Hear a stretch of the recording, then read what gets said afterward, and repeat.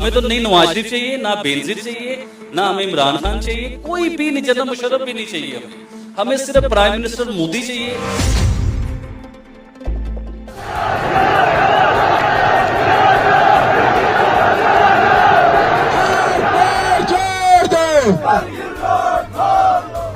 पाकिस्तान के कब्जे वाले कश्मीर में अब आजादी के नारे लग रहे हैं। पीओके से हर रोज ऐसे वीडियो सामने आ रहे हैं जिसमें हजारों की तादाद में लोग सड़कों पर उतर आए हैं। लोगों ने पाकिस्तान वापस जाओ के नारे लगाए। खास बात यह है कि अब पीओके में आम लोगों ने न केवल पाकिस्तान से आजादी की मांग शुरू कर दी है, बल्कि लोगों ने भारत में शामिल होने की भी बात कही है। पीओके के आम लोगों ने अब पीएम मोदी से गुहार लगाई है कि अब वो पाकिस्तान के खिलाफ एक्शन ले और उनको पाकिस्तानी सेना और सरकार के जुर्म से आजाद करवाएं। एक अखबार के मुताबिक पीओके में इन दिनों इस तरह के प्रदर्शन आम हो गए हैं। पीओके की पाकिस्तान से आजादी की मांग करने वाली कई संस्थाओं के समर्थन में गिलगिट, स्कार्दू और कुछ अन्य हिस्सों में विरोध प्रदर्शन चल रहे हैं।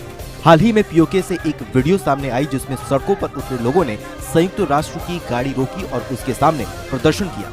यूएन की गाड़ी के सामने इस दौरान लोगों ने पाकिस्तानी फौज वापस जाओ, हमें आजादी चाहिए और कश्मीर में कत्लेआम बंद करो के नारे लगाए।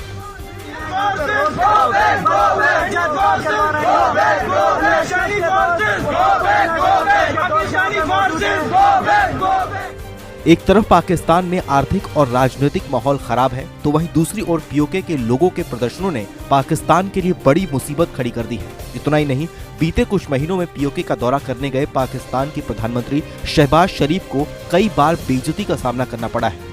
बीते महीने ही पाकिस्तान के प्रधानमंत्री शहबाज शरीफ पीओके में एक कार्यक्रम के दौरान अपना भाषण दे रहे थे, जिसमें वो कश्मीर में विकास और लोगों की तरक्की को लेकर झूठे वादे कर रहे थे। जिसके बाद पीओके के प्रधानमंत्री सरदार तनवीर इलियास ने शहबाज शरीफ के ऊपर मंच पर ही टिप्पणी करनी शुरू कर दी।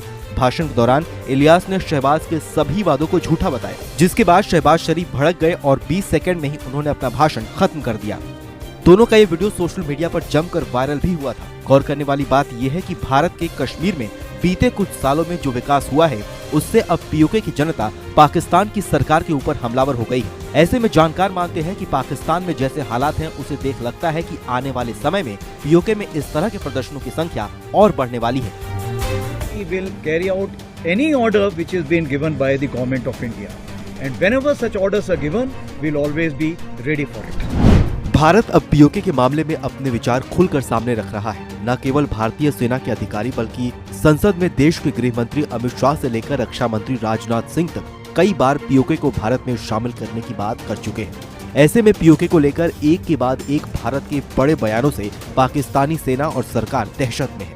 Northern army commander Upendra Dwivedi के बयान को लेकर पाकिस्तान ने कहा था कि भारतीय सेना के एक सीनियर ऑफिसर की तरफ से आने वाला ऐसा अवांछित बयान दुर्भाग्यपूर्ण है। पाकिस्तानी सेना की मीडिया विंग यानी ISPR की तरफ से लेफ्टिनेंट जनरल द्विवेदी के बयान की निंदा की गई थी। आपको बताएं तो भारत के इन बयानों से पाकिस्तान इसलिए भी डरा हुआ है क्योंकि भारत अब न केवल बयान दे रहा है, बल्कि बीते कुछ सालों में कश्मीर और पाकिस्तान को लेकर भारत ने कई बड़े कदम भी उठाए हैं। कश्मीर से धारा 370 हटाना दोनों देशों के इतिहास में सबसे बड़ा कदम माना जाता है। इतना ही नहीं, पुलवामा में आतंकी साजिश के बाद पाकिस्तान ने कभी सोचा नहीं होगा कि भारत सर्जिकल स्ट्राइक जैसा कोई कदम उठाएगा।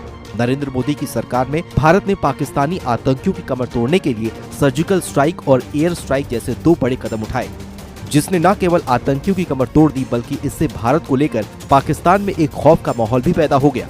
भारत के एक के बाद एक इन कदमों से ये बात भी साफ हो गई कि अगर जरूरत पड़ी तो भारत किसी भी तरह के फैसले लेने से पीछे नहीं हटेगा। पीओके में लोग महंगाई, बेरोजगारी समेत अपने दैनिक जीवन में हो रही कई परेशानियों से परेशान हैं। गिलगिट बाल्टिस्तान समेत कई इलाकों में लोग भूखमरी जैसे हालातों से गुजर रहे हैं। ऐसे में प्रदर्शनकारियों ने इन इलाकों को भारत के लद्दाख के साथ मिलाने की भारत सरकार से गुहार लगाई है। लोगों का कहना है कि पाकिस्तानी सरकार और सेना उनके साथ भेदभाव कर रही है। लोगों का कहना है कि पाक सरकार और सेना मिलकर आम लोगों की जमीनें हड़प रही है। पाकिस्तानी सेना गिलगिट बाल्टिस्तान के गरीबी वाले इलाकों में लोगों की खेती वाली जमीनों और प्राकृतिक संसाधनों पर जबरन कब्जा कर रही है। पाक सेना के द्वारा कई इलाकों में घरों को भी तोड़ा गया है। इस बीच इन इलाकों से जुड़ी एक हैरान कर देने वाली खबर भी सामने आई है। खबर है कि पाकिस्तान गुपचुप तरीके से इस इलाके की ऊपरी हुंजा घाटी को जल्द ही चीन को पट्टे पर देने वाला है। इसके जरिए पाकिस्तान चीन पाकिस्तान आर्थिक गलियारे यानी CPEC परियोजना में चीनी निवेश को बढ़ाकर अपने चीनी कर्ज को कम करना चाहता है। ये इलाका खनिजों के मामले में बेहद धनी है और चीन वहाँ खनन परियोजना शुरू करवा सकता है।